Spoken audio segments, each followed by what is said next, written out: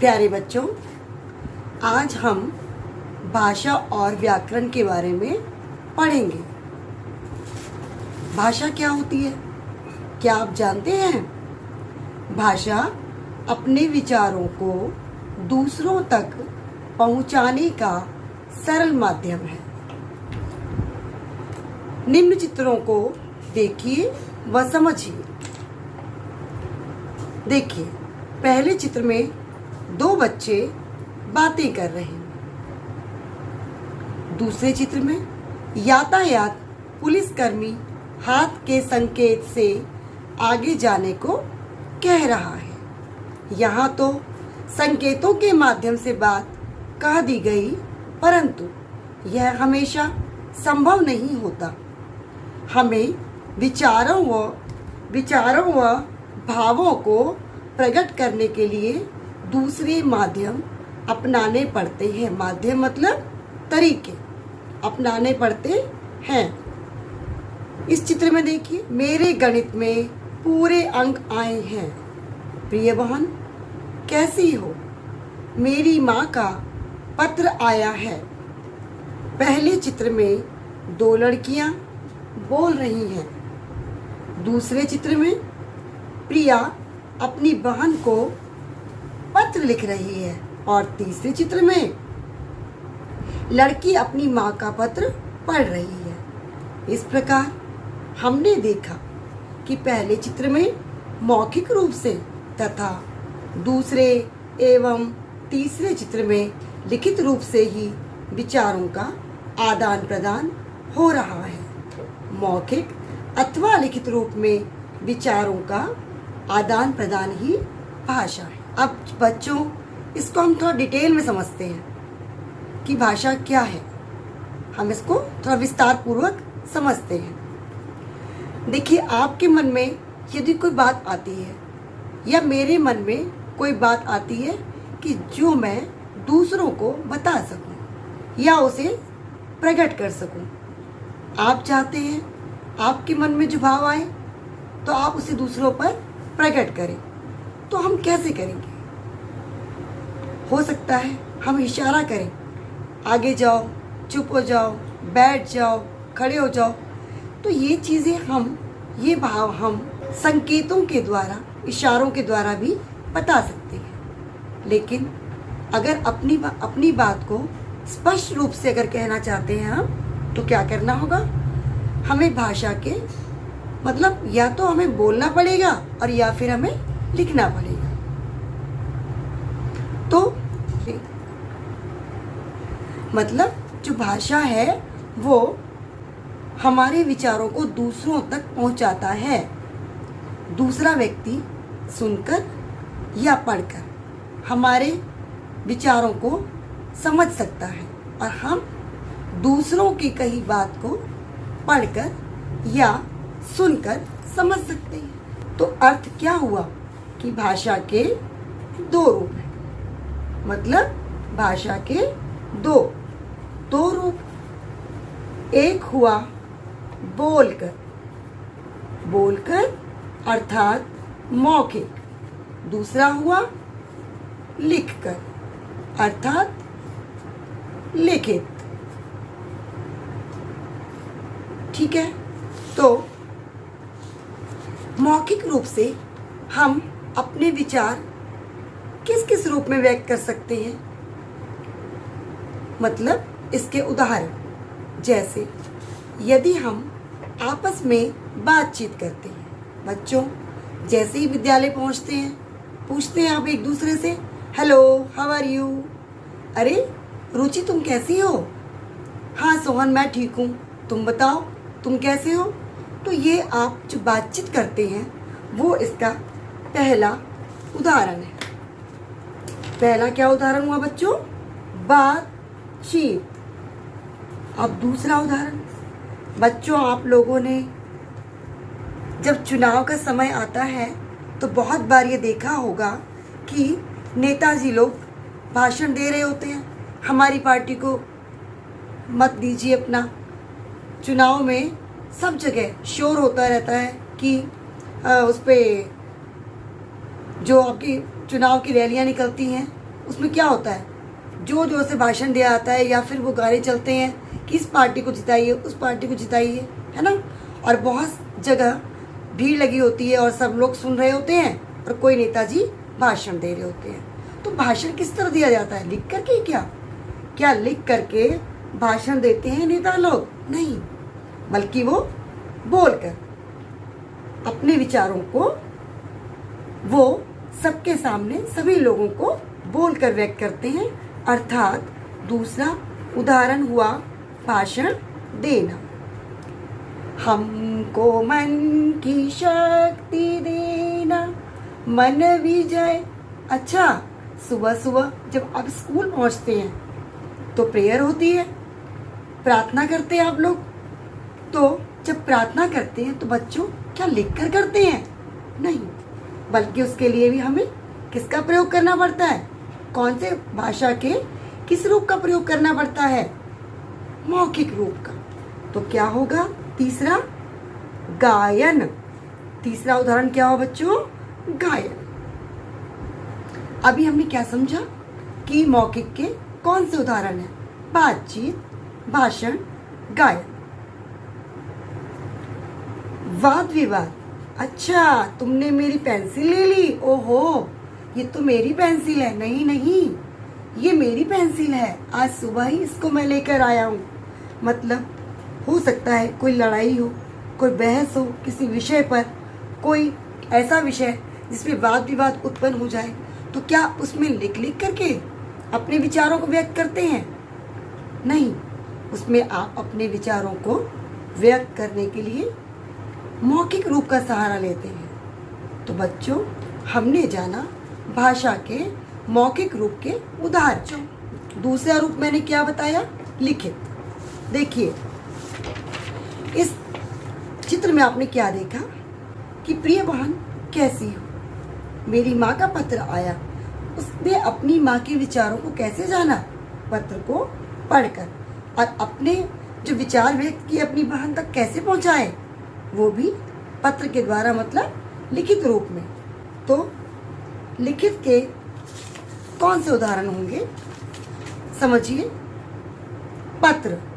अगर हम अपने विचारों को अपने किसी दूर रहने वाले बहन भाई या किसी रिश्तेदार तक पहुंचाना चाहते हैं या मित्र तक, तो हम क्या करेंगे? पत्र के द्वारा उसको भेजेंगे। देखिए, आज के ज़माने में तो सब कुछ फ़ोन के द्वारा हो रहा है बच्चों, लेकिन पुराने ज़माने में, बहुत पहले, जब फ़ोन इतने नहीं होते थे, फ़ोन के साधन, तो हम अपने विचारों को पत्र के द्वारा ही व्यक्त करते थे। और बहुत प्राचीन समय में, राजाओं महाराजाओं के समय में, तो पता है तुम्हें, कबूतर, पक्षी जो थे, एक राजा का जो कुछ भेजना चाहते थे, संदेश देना चाहते थे, वो पक्षियों के द्वारा उनको लिख करके उन पर लटका देते थे उनके गले में, और वो उड़ता हुआ जहाँ जाता, दूसरे देश में पहुँचता या दूसरे स्थान पर पहुँचता, तो वहाँ जा कर के वो संदेश को पहुँचा देता था।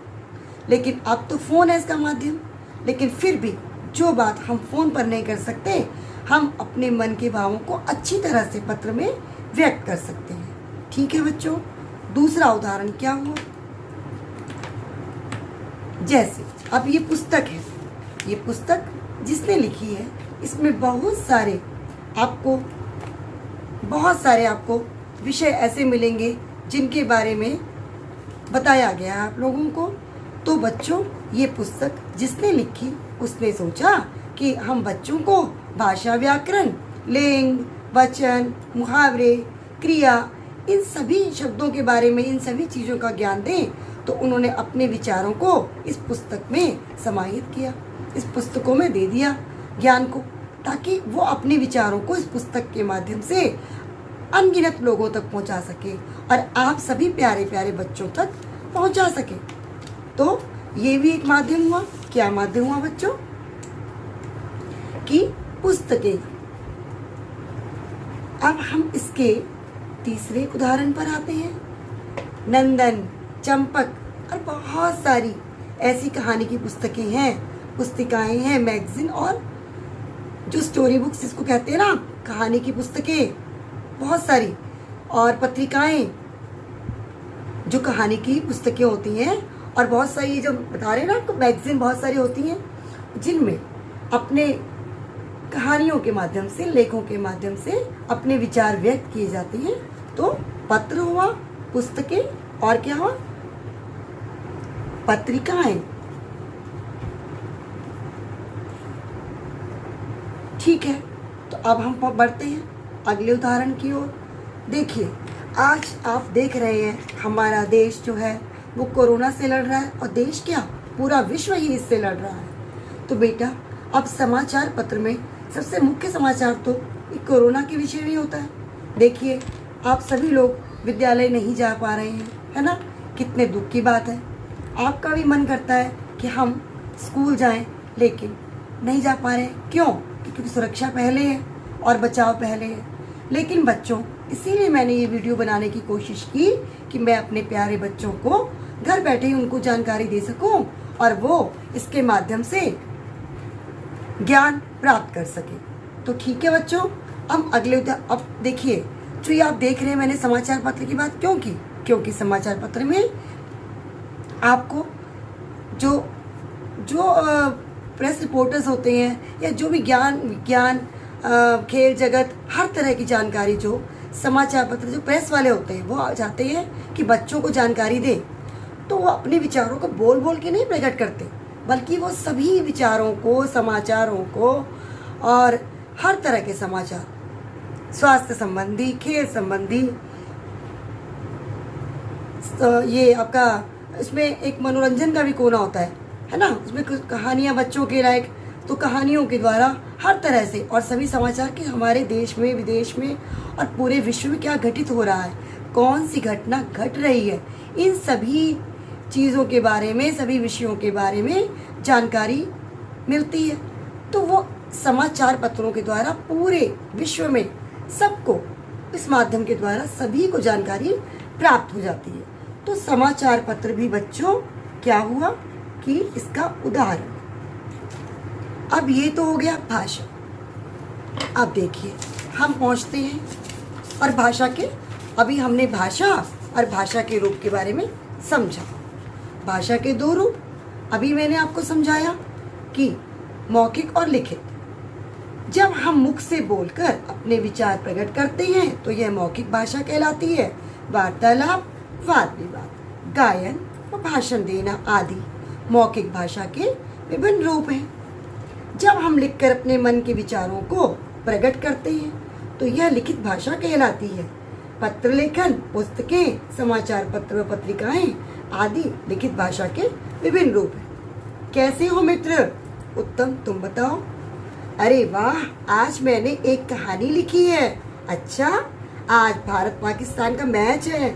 हमारे देश में अनेक भाषाएं बोली जाती हैं। हमारी राजभाषा हिंदी है। राज्यों में अनेक भाषाएं प्रचलित हैं, जैसे बांग्ला, उड़िया, पंजाबी, मलयालम, तेलुगु, कन्नड़, गुजराती, मणिपुरी, असमिया, तमिल, उर्दू, मराठी व कश्मीरी आदि।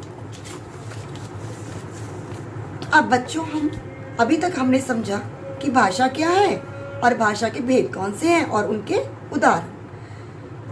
अब देखिए, हिंदी परिवार की भाषाओं में ब्रज, अवधी, हरियाणवी, भोजपुरी, मैथिली व पहाड़ी भाषाएं बोली जाती हैं। इसी प्रकार विश्व के भिन्न भिन्न देशों में विभिन्न भाषाएं बोली जाती हैं, जैसे अंग्रेजी, फारसी, अरबी, चीनी, जापानी, जर्मन, डच, स्पेनिश व फ्रेंच आदि। तो बच्चों, एक बात सामने आती है कि लिपि क्या है।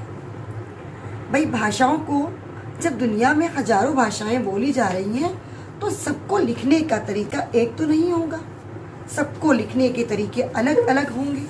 जैसे अगर हमने लिखा क, ख, ग आदि, तो ये जो लिख रहे हैं हम, ये चिन्ह जो है, ये भाषा को लिखने चिन्ह है। ये हिंदी भाषा को लिखने के लिए चिन्ह बनाए गए हैं। तो इन्हें ही हम कहते हैं लिपि, मतलब किसी भाषा को लिखने का ढंग, भाषा को लिखने का को लिखने का ढंग या तरीका ही लिपि कहलाता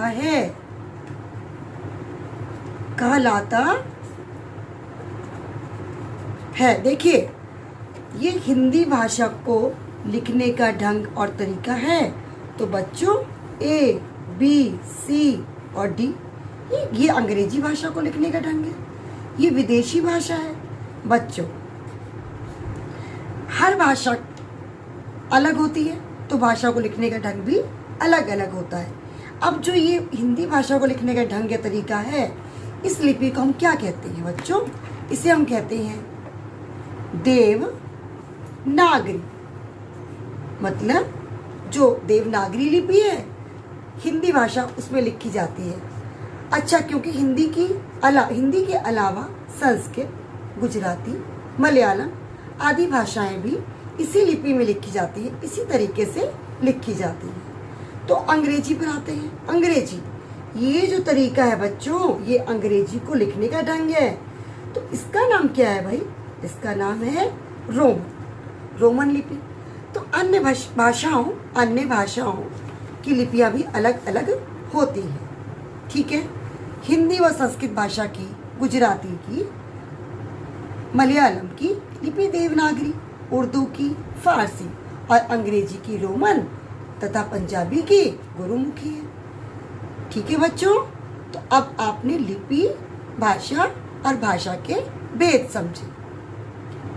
अब देखिए, अगर मैं कहती हूँ कि अगर मैं एक वाक्य बोलती हूँ कि राधा भजन गाता है। अरे ये क्या बोल रही हैं आप? क्या बोल रही हैं मैम? राधा भजन गाता है। और कान्हा मुरली बजा रही है। अरे मैम तो गलत बोल रही हैं। बच्चों, राधा भजन गाता है नहीं, बल्कि क्या होना चाहिए? गाती है। और कान्हा मुरली बजा रही है नहीं, बल्कि मुरली बजा रहे हैं, ये होना चाहिए। बजा रहे हैं। अच्छा, तो किस स्त्रीलिंग, क्योंकि राधा जो है वो स्त्रीलिंग रूप है और कान्हा पुल्लिंग है, तो मतलब हमें ये ध्यान रखना है कि स्त्रीलिंग में क्रिया का क्या रूप होगा। अच्छा, कान्हा पुल्लिंग है तो पुल्लिंग के साथ क्रिया के क्या रूप बनेंगे। इसी प्रकार से यह एक पेंसिल है, यह कलम है, यह एक कलम है। ये वाक्य सही। अगर मैं बोलती हूँ यह एक कलमे है, तो क्या यह वाक्य सही है? गलत। एक के साथ कलमे नहीं आएगा। क्यों? क्योंकि ये एक वचन है और कलमे शब्द बहुवचन है। तो इस प्रकार की जो हम अशुद्धियां करते हैं, इनका सही रूप क्या होना चाहिए? लिंग, वचन, क्रिया, विशेषण, इन शब्दों के बारे में जो हमको बताता है कि भाषा का सही रूप क्या है, शुद्ध रूप क्या होना चाहिए, इन सब का जो हमको ज्ञान देता है, मतलब भाषा के शुद्ध रूप का ज्ञान देने वाले, मतलब भाषा के, समझिए ध्यान से, कि भाषा के शुद्ध रूप का ज्ञान देने वाले शास्त्र को क्या कहते हैं? अच्छा बच्चों, अब तो आप समझ गए होंगे कि ये सब जो हमने अभी समझा कि कहाँ पर क्या गलती है। लिंग के आधार पे, वचन के आधार पे क्रिया कैसी होनी चाहिए, मतलब कि भाषा का शुद्ध रूप क्या होना चाहिए, भाषा का शुद्ध रूप क्या होना चाहिए, इसका ज्ञान देने वाला शास्त्र क्या कहलाता है? व्याकरण। मतलब भाषा के शुद्ध रूप का ज्ञान देने वाले शास्त्र को क्या कहते हैं बच्चों? व्याकरण। आप सबको समझ में आया कि व्याकरण भाषा के शुद्ध रूप का ज्ञान देने वाला शास्त्र है। ठीक है बच्चों, अब देखिए कि व्याकरण से हम, अब समझिए आप विस्तार से कि व्याकरण से हम भाषा को शुद्ध रूप में बोलना व लिखना सीखते हैं। ठीक है बच्चों, व्याकरण भाषा के नियमों का शास्त्र है। इन्हीं नियमों से शब्दों के विभिन्न रूपों व वाक्यों की बनावट आदि का ज्ञान होता है। अध्ययन मतलब स्टडी, पढ़ाई। हम पढ़ने में हमें आसानी हो, व्याकरण का जो हम अध्ययन कर रहे हैं, स्टडी कर रहे हैं, पढ़ाई कर रहे हैं, उसकी सुविधा की दृष्टि से व्याकरण के 3 भाग किए गए हैं। पहला वर्ण विचार। इस भाग में हम क्या सीखते हैं कि वर्ण कौन से हैं, उनके प्रकार, उच्चारण व लिखने की विधि कैसे है आदि का अध्ययन या स्टडी करते हैं। ठीक है। शब्द विचार। इस भाग में शब्दों के कौन से भेद हैं, उनका शुद्ध रूप क्या है, उच्चारण व रूपांतर आदि का अध्ययन करते। वाक्य विचार। इस भाग में वाक्यों की रचना, भेद व प्रकारों आदि का अध्ययन करते हैं। तो पाठ का सार मतलब समरी ऑफ दिस चैप्टर, कि हमने पूरे पाठ में क्या जाना। भाषा विचार प्रकट करने का माध्यम है। लिखित भाषा और मौखिक भाषा, ये किसके रूप है? भाषा के 2 रूप। प्रत्येक भाषा की अपनी एक लिपि होती है, अर्थात लिखने का ढंग होता है। व्याकरण नियमों के माध्यम से भाषा को शुद्ध करते हैं। व्याकरण नियमों के माध्यम से भाषा को शुद्ध करते हैं। भाषा के लिखने का तरीका क्या कहलाता है? लिपि। प्रत्येक भाषा की अपनी एक लिपि होती है। व्याकरण भाषा को शुद्ध रूप से प्रस्तुत करता है। बच्चों, अब जब हम अगला पाठ पढ़ेंगे तो हम शुरुआत करेंगे वर्ण विचार से। ठीक है बच्चों, आज के लिए बस इतना ही। घर में रहिए, सुरक्षित रहिए और जो नियम बताए जा रहे हैं समय समय पर न्यूज़ चैनल पर, उनका ध्यान रखते हुए, स्वच्छता का ध्यान रखते हुए अपने आप को सुरक्षित रखिए, सेफ रखिए। इन्हीं शब्दों के साथ तब तक के लिए बाय बाय, टेक केयर।